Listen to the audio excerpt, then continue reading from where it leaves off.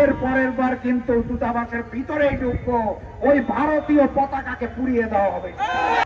সংগ্রামী সাথী এবং বন্ধুগণ, হাজারো শহীদের পরিবার, লক্ষাধিক জুলাই যোদ্ধা, বাংলাদেশের মানুষ, যেই মানুষটার বিচার দেখার জন্য অপেক্ষায় রয়েছে, দেশের মানুষ যার ফাঁসি দেখার জন্য অপেক্ষায় রয়েছে, সেই ফাঁসি শেখ হাসিনাকে রাষ্ট্রীয় মর্যাদায় ওই ভারত 1 বছর ধরে আশ্রয় দিয়ে রেখেছে। এই আশ্রয় চলবে না। আমরা স্পষ্ট ভাষায় জানিয়ে দিতে চাই, ভারতীয় দূতাবাসের মাধ্যমে ওই দিল্লি সরকারকে জানিয়ে দিতে চাই, খুনি হাসিনাকে ফেরত দিতে হবে। বাংলার সীমান্তে হত্যা বন্ধ করতে হবে, অবৈধ পুশিন বন্ধ করতে হবে, যে সকল ভূখণ্ড দখলে নিয়েছেন তা ফেরত দিতে হবে। দেশের অভ্যন্তরীণ বিষয় নিয়ে আপনাদের দাদাগিরি বন্ধ করতে হবে। সংগ্রামী সাথী এবং বন্ধুগণ, আমি স্পষ্ট ভাষায় জানিয়ে দিতে চাই, জুলাই গণঅভ্যুত্থানের মাধ্যমে যে নতুন বাংলাদেশ আমরা পেয়েছি, সেই বাংলাদেশে ভারতীয় আধিপত্যবাদ এবং ভারতীয় আগ্রাসন চলবে না, চলতে দেওয়া হবে না।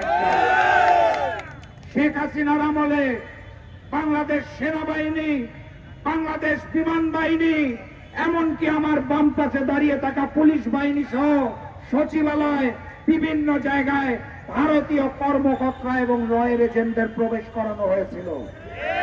আমরা অত্যন্ত দুঃখের সাথে লক্ষ্য করছি, এখনো প্রশাসনের বিভিন্ন জায়গায় ভারতীয় কর্মকর্তারা, রয়ের এজেন্টরা কর্মরত রয়েছে। দিল্লি সরকারকে জানিয়ে দিতে চাই, বাংলাদেশের ভূখণ্ড থেকে আপনাদের সকল কর্মকর্তা এবং ওই এজেন্সি রয়ের সকলকে প্রত্যাহার করে নিজের দেশে নিয়ে যান, না হলে আবারও জুলাই হবে। বাংলার শান্তিপ্রিয় মানুষ যদি অশান্ত হয়, শেখ হাসিনা পালানোর পথ পেয়েছে, রয়ের এজেন্টরা পালানোর পথ পাবে, আবারও জুলাই ফিরে আসবে। আপনারা জানেন, বিগত 3টা নির্বাচন ওই দিল্লি থেকে ফলাফল নির্ধারণ করা হয়েছিল। সামনে যেই জাতীয় নির্বাচন আসছে, সেটার ফলাফল দেশের মানুষের ভোটের মাধ্যমে হবে। দিল্লির ভোটের ফলাফল আমরা মানি না। দিল্লি সরকারকে জানিয়ে দিতে চাই, আমার দেশের অভ্যন্তরীণ বিষয় হস্তক্ষেপ করবেন না, দাদাগিরি করবেন না। আমরা রক্ত দিতে শিখেছি, প্রয়োজনে আবারও রক্ত দেব, ভারতীয় আধিপত্যবাদকে মেনে নেব না। আজকে আমার দেশের পুলিশ বাহিনীর সম্মানে আমরা ভারতীয় দূতাবাস ঘেরাও কর্মসূচি এখান পর্যন্তই এসে সীমিত করেছি। এটাই শেষ দিন নয়। আজকে ভারতীয় দূতাবাসকে হলুদ কার্ড দেখিয়ে যাচ্ছি, যদি দাবি মানা না হয় সামনের বার রেড কার্ড দেখানো হবে। বাংলার মাটিতে বসে বাংলাদেশের উপর আধিপত্যবাদ এবং আগ্রাসন করে আমরা কোন অবস্থায় বাংলার মাটিতে ভারতীয় কর্মকর্তা, রয়ের এজেন্ট, এমনকি ভারতীয় দূতাবাসকেও মেনে নেব না।